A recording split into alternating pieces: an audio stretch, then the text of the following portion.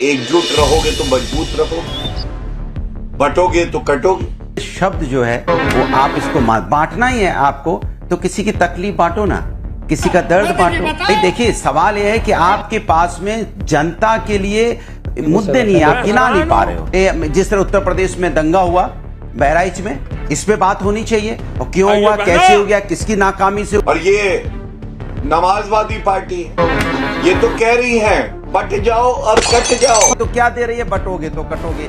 ये कोई राजनीति है? ये मुझे लगता है बटोगे कटोगे ये नहीं होना चाहिए समाज के अंदर में। ऑल राइट गाइस, स्वागत है आप सबका इस चैनल के एक और नए वीडियो में।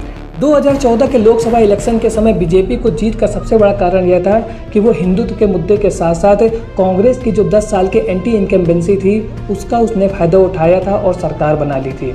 इसके बाद 2019 के लोकसभा इलेक्शन के समय केवल बात की गई थी सबका साथ और सबके विकास की, साथ ही साथ सरकारी योजनाओं को भी बहुत बढ़ चढ़ करके बताया गया था। कैसे उज्ज्वला योजना को बीजेपी के प्रवक्ता हर डिबेट चैनल में बढ़ चढ़ करके बताते थे। लेकिन 2019 के बाद 2024 के इलेक्शन तक पहुंचते पहुंचते बीजेपी ने ऐसे बहुत सारी बड़ी बड़ी गलतियां कर दी थी जिसका खामियाजा उनको भुगतना पड़ा, और 400 पार का जो एक जुमला था वो घट करके आ गया था 240 में, और बीजेपी को नानी की वैसाखी के साथ अपनी सरकार बनानी पड़ी है।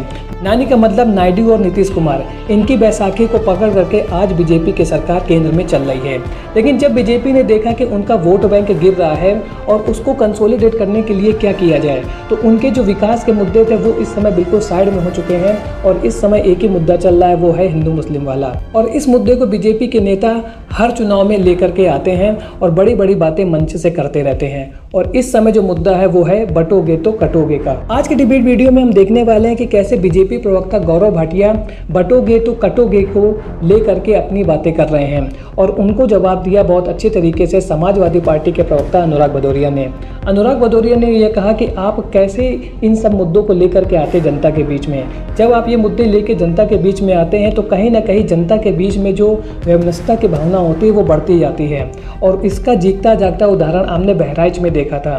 बहराइच में हुए इंसिडेंट को आप एक अच्छे लॉ एंड ऑर्डर की सहायता से बहुत ही आसानी से कंट्रोल कर सकते थे, लेकिन शायद आपके शासन की तरफ से ऐसी कोशिश नहीं की गई, और जिसके बाद इतनी बड़ी अप्रिय घटना हो गई। कुल मिलाकर समाजवादी पार्टी के प्रवक्ता अनुराग भदौरिया का यही कहना था कि हमें नफरत की राजनीति को बंद कर देना चाहिए, और इस तरीके की राजनीति से किसी का भी फायदा नहीं होने वाला है, बल्कि हमारे देश को ही एक बड़ा नुकसान भविष्य में उठाना पड़ सकता है।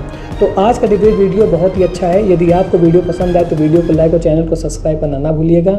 चलिए वीडियो को शुरू करते हैं। गौरव भाटिया जी, अनुराग भदौरिया जी वाकई इतने मासूम हैं या अबू आजमी इनको अपनी पार्टी के नहीं लगते, मरिया आलम खान इनको अपनी पार्टी की नहीं लगती, ये समझाने में कि कम्युनल और जिस तरह से सांप्रदायिक बीजेपी है, कहीं शायद अपने ही अंदर झांकना क्या भूल जाते हैं अबू आजमी को देखकर?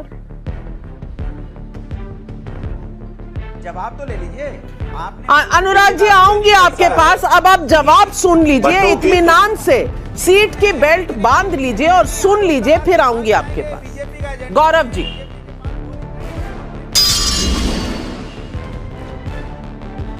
देखिए नाविका जी, ऐसा है बचपन से हम लोगों को तो सिखाया गया है कि एकजुट रहोगे तो मजबूत रहोगे, बटोगे तो कटोगे।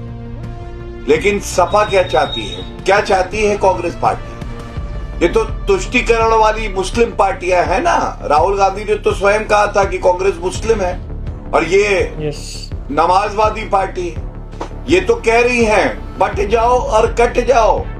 और आपने तो एक उदाहरण दिया, मरिया आलम खान समाजवादी पार्टी की नेत्री बोली वोट जिहाद कर डालो। अब जब हिंदू अपना सुदर्शन चक्र चला रहा है तो इनको दिक्कत हो रही है, क्योंकि ये कहते हैं मुसलमानों को, ये कहेंगे जागते रहो, अपने हक की लड़ाई लड़ो। हिंदुओं को कहेंगे सोते रहो, तुम कभी एकजुट ना होना। अब आप याद करिए, मैं आपको 2 और उदाहरण देता हूं।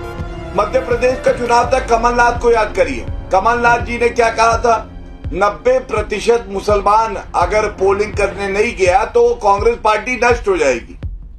अच्छा, मुस्लिम 90% आए बाहर, लेकिन अगर हम कहते हैं कि सब एकजुट हो जाओ, जिसमें हिंदू मुस्लिम नहीं है, तब भी इनको दिक्कत है। दूसरी बात, हिंदू अगर एकजुट होता है तो इसलिए अच्छा है क्योंकि हम बहुसंख्यक होके भी पंथ निरपेक्षता में विश्वास रखते हैं। चाहे मुसलमान हो, सिख हो, ईसाई हो, सबको साथ में लेके चलते हैं। सिद्धू का बयान याद करिए नाविका जी, सिद्धू ने पंजाब में कहा था सारे मुसलमान एक हो जाइए, भाजपा को तभी हरा। तो बटोगे कटोगे शब्द जो है वो आप इसको बांटना ही है आपको, तो किसी की तकलीफ बांटो ना, किसी का दर्द बांटो, किसी की परेशानियां बांटो, अच्छा लगेगा।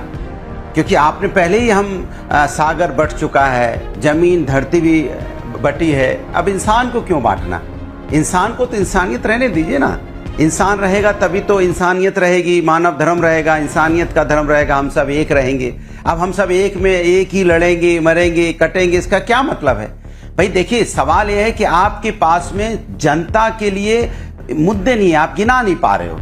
अगर इतनी लंबी सरकार होने के बावजूद भी आपको ये डायलॉग लाने पड़ रहे हैं, आप अपने विकास के कार्य नहीं गिना पा रहे हैं, किसानों की खुशहाली नहीं गिना पा रहे हैं, छात्रों की खुशहाली नहीं गिना पा रहे हैं क्योंकि उनका पर्चा लीक होता है, महिलाओं पे अत्याचार। तो आपने देखा है कि उत्तर प्रदेश के अंदर में एक जो खबर आई कि एक दरोगा महिला के साथ क्या अन्याय हुआ, करवा चौथ में जा रही थी कि उसके साथ अन्याय हुआ।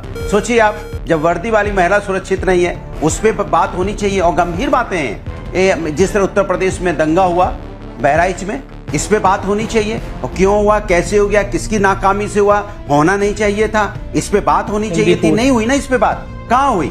अभी देखिए, उनके एक विधायक हैं, उन विधायक जी ने एफआईआर भी की कि हमारे ऊपर, हमारे और मेरे बेटे ऊपर हमला हुआ, और उन्होंने एक वहां पे मोर्चा के अध्यक्ष, नगर मोर्चा को उनका नामजद एफआईआर करवाई।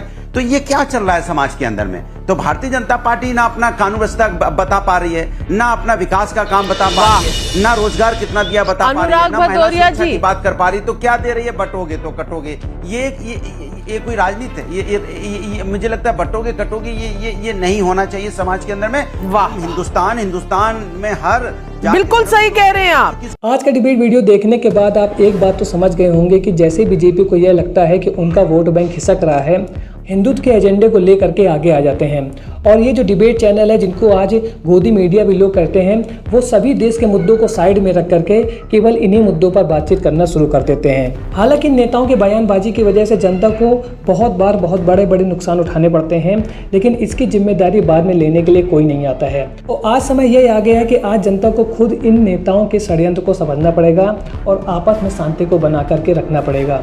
आज के वीडियो आपको कैसा लगा कमेंट सेक्शन में जरूर बताएं। मिलता हूं ऐसे एक और नए इंटरेस्टिंग वीडियो में, तब तक के लिए थैंक्स फॉर वॉचिंग।